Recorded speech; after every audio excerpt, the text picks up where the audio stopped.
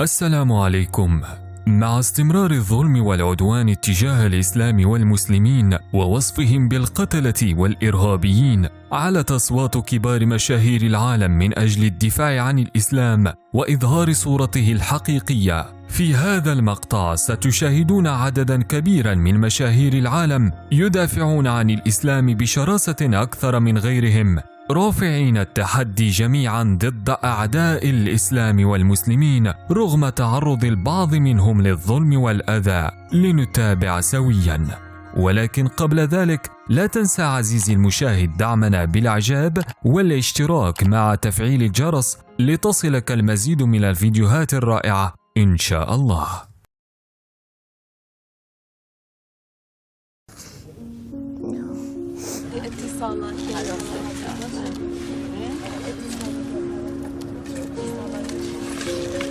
Fellow SAG-AFTRA members and everyone at home and belong in my America. Hey, it doesn't look like they hate me, does it? Very smart Prophet Muhammad.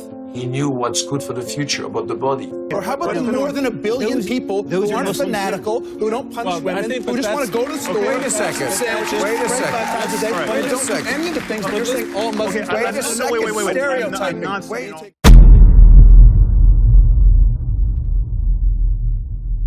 Wait a second. 5 times a day, Right. and Wait a don't do second. بين آفليك. الممثل الأمريكي المحبوب بين آفليك يعتبر من أكثر المدافعين عن الإسلام والمنتقدين للظلم الذي يتعرض له المسلمون، وقد أظهر ذلك في أحد البرامج التلفزيونية التي يقدمها الإعلامي الشهير بيل ماهر في برنامج رويال تايم.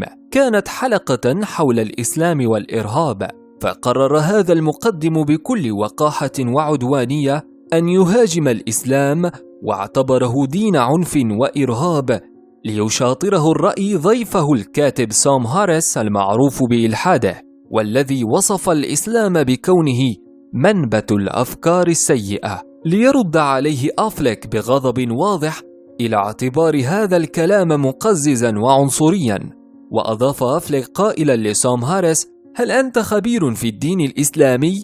لأن ما تقوله أشبه باتهام يهودي خبيث. ومضى يقول: هناك مليار مسلم ليسوا متطرفين ولا يلزم مقارنتهم مع غيرهم. إنهم لا يسيئون للنساء كما تعتقدون، هم فقط يريدون العيش بسلام والذهاب للمدارس والمساجد للصلاة 5 مرات في اليوم، ولا يقومون بأي من الأمور التي تزعمون أن المسلمين يقومون بها. وأضاف: لقد قتلنا من المسلمين أكثر مما قتلوا في صفوفنا بفارق كبير. The doctrine of Islam gets conflated with bigotry toward Muslims as people. Right. That is it's intellectually ridiculous. Even it gets So hold on, conflated with are you racism. the person who understands the officially codified doctrine of Islam? You're the interpreter of that, so you can say, well, this is... I'm actually well educated on this topic. I'm not denying that certain people are bigoted against Muslims as people, and that's a problem. Big of you. But why are you so hostile about this concept? It's gross. It's racist. It's not. But it's so nuts. It's like saying It's so not. stateless shifty Jew. You're not listening Absolutely to not. what we are saying. No. Ben, we have to be able to criticize bad ideas. And Of course we do. No liberal doesn't want to criticize bad But Islam But at why this moment would- is the mother lode of bad ideas. Jesus. So we have That's just ideas a fact. like It's not blasphemy, a fact. It is It's an ugly thing. apostasy. It is basic liberal Well, let me principle unpack of it. tolerance. But Nick, Or how about the more than 1 billion people who those are aren't Muslims fanatical, who don't punch women, who just want to go to the store, Wait a second. sandwiches, Wait a pray second. 5 times a day, Right. and Wait a don't do second. any of the things that you're saying all Muslims. Okay, Wait a second. wait. Stereotyping. I'm not saying you all take Wait a a few bad second. things and you painting the whole group religion with that. No, same brush. let's get down to who No, the has to. solution is very To much do what? what We've Nick killed is more saying. Muslims than they've killed No, us it's by an not- awful lot. We've we need- invaded more I Muslims. am not for more. ماهر شل عليه. ممثل هوليوود الأسمراني المشهور الذي فاجأ العالم بحصوله على جائزة الأوسكار الرفيعة يدافع عن الإسلام والمسلمين وبشراسة من خلال مسرح حفل اجتمع فيه أكبر كبار مشاهير هوليوود، حيث ألقى ماهر شل عليه خطابا كان مؤثرا جدا يناقش فيه قضية العنصرية والتفرقة بأمريكا، قائلا: the characteristics that make them unique. And then there's an opportunity to go to war about it. and they say that that person is different from me, and I don't like you, so let's battle. My mother is an ordained minister. I'm a Muslim. She didn't do backflips when I called her to tell her I converted 17 years ago. But I tell you now, we put things to the side, and I'm able to see her. She's able to see me. We love each other. The love has grown, and that stuff is minutia. It's not. أنجلينا جولي.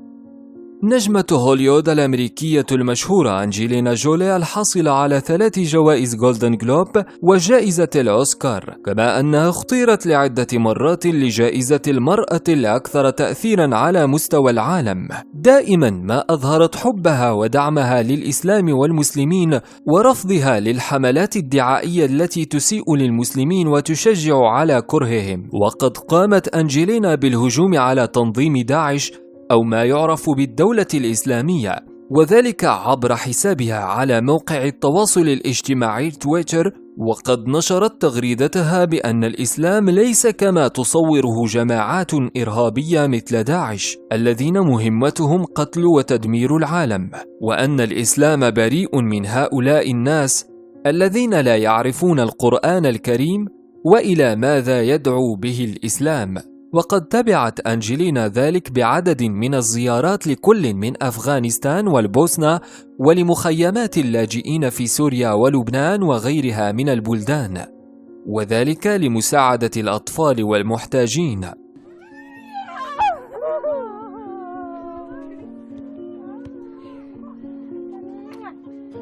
So how have you been? Are you drawing? Children who no longer have a mother.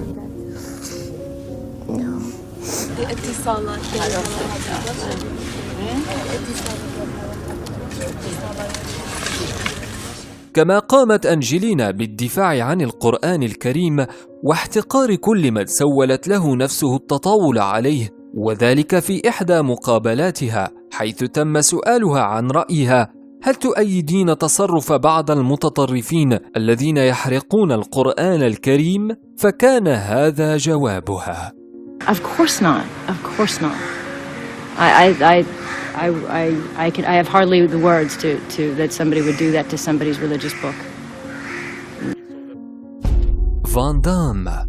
نجم أفلام الحركة والأكشن العالمي جون كلود فان دام، الذي نصح في مقابلة له شباب العالم بالاقتداء بأخلاق وسلوكيات رسول الإسلام سيدنا محمد صلى الله عليه وسلم في كل شيء، سواء في طريقة العيش أو في التعامل مع الناس وحتى في طريقة الأكل والطعام. وقال في لقاء له مع الإعلامية منى الشرقاوي: على الشباب التوجه إلى الإسلام وتعلم تعاليمه، فالرسول محمد صلى الله عليه وسلم كان مثالا يحتذى به في كل شيء. Very smart Prophet Muhammad. He knew what's good for the future about the body. So look at that. Don't ask me, and believe me, you have everything there. ميا ييم بيالك. الممثلة الأمريكية المشهورة ميا ييم بيالك، التي رشحت لجائزة أفضل ممثلة أمريكية في المسلسل الكوميدي الناجح بيج بانج تيوري، لم تخفي موقفها تجاه المسلمين، وذلك من خلال نشرها لتغريدة على تويتر حصلت على عشرات الآلاف من إشارات الإعجاب، تقول فيها: أنا يهودية الأصل، وأقف على أهبة الاستعداد لتسجيل اسمي كمسلمة إذا استدعى الأمر ذلك. ثم أضافت: إن كنا سنعزل الناس الذين نعتقد أنهم يشكلون تهديدا وخطرا، فيجب عزل الذكور البيض أيضا، نظرا لأن معظم القتلة المتسلسلين ومطلق النار بشكل عشوائي في أمريكا هم من الذكور البيض. وجاء منشور ميا ييم ردا على مرسوم تنفيذي سيصدره ترامب أثناء توليه الرئاسة، يعلن فيه عن إجراءات تدقيق مشددة وحظر اللجوء والوافدين المسلمين من 7 دول من بينها العراق وسوريا واليمن، بالإضافة لإنشاء سجل خاص للمسلمين الأمريكيين وعزلهم عن الباقي. ويل سميث. الممثل الأمريكي الأسطوري ويل سميث، الذي كان صديقا للملاكم العالمي محمد علي كلاي، والذي مثل دوره في الفيلم الذي يحكي قصة حياته، يصرح بأنه درس الإسلام جيدا وفهم تعاليمه بشكل جيد، وقد دافع ويل سميث عن الإسلام والمسلمين ووجه انتقادات لاذعة لرئيس الولايات المتحدة الأمريكية دونالد ترامب أثناء زيارته لدولة الإمارات العربية. وانتقد سميث حديث ترامب الدائم عن الإسلام فوبيا قائلا: من المؤلم أن يتحدث دونالد ترامب، ومن المخجل أيضا أن هذا الشخص أمريكي الجنسية، خاصة بعد سماعه يتحدث عن تطهير أمريكا من المسلمين. وقال أن الدليل على خطأ هذه الاتهامات هو وجوده في بلد مسلم يعني الإمارات دون أن يعتدي عليه أحدهم، بل بالعكس فإنه يشعر بكامل الراحة والحرية في بلد مسلم كالإمارات العربية قائلا: And as painful as it is to hear Donald Trump talk, and as embarrassing it is as an American to hear him talk, I think it's good. We get to hear it, we get to know who people are, and now we get to cleanse it out of our country. Islamophobia in America, you know, for me, that's why it's important to show up. It's like I'm in Dubai and I'm having fun and I'm tweeting and I'm showing pictures. Hey, it doesn't look like they hate me, does it? You know. لينسي لوهان. الممثلة الأمريكية الشهيرة لينسي لوهان أثارت موجة من الجدل في أمريكا وتركيا بسبب دفاعها الشديد عن الإسلام والمسلمين وظهورها مؤخرا مرتدية الحجاب وحاملة للقرآن الكريم في عدد من المقابلات الصحفية. وقد صرحت لوهان بإعجابها بالدين الإسلامي وشعورها بالراحة والأمان وسط المسلمين، وخاصة خلال الوقت الذي قضته في تركيا، وعبرت عن حبها والترحيب الذي تلقته من المسلمين. وقد صرحت بأنها تقرأ القرآن الكريم بشكل يومي وتحاول تعلم اللغة العربية. ثم انتقدت بشكل كبير المعاملة التي تتعرض لها المرأة المحجبة بالمدن الغربية، كما قالت أنها قد تعرضت للأذى والاعتداء من بعض الكارهين للإسلام عندما علموا بمواقفها وارتدائها للحجاب. Are you going to convert to Islam? I think that me studying the Quran is something that I found a solace in. I do study it. Nothing is confirmed yet, but... you read the Quran regularly, right? Yeah, I do. As I said before, I find a solace in studying not just the Quran, other religions, just like meditation, I think, and beliefs in the Islamic culture. أشتون كوتشر. نشر الممثل الأمريكي ونجم هوليوود العالمي أشتون كوتشر سلسلة من التغريدات الغاضبة على موقع تويتر حول تنفيذ قوانين منعت المسلمين من دخول بلاده، واصفا بأن ذلك جعل الدم يغلي في عروقه حسب تعبيره. Fellow SAG-AFTRA members and everyone at home and everyone in airports that belong in my America. You are a part of the fabric of who we are, and we love you and we welcome you.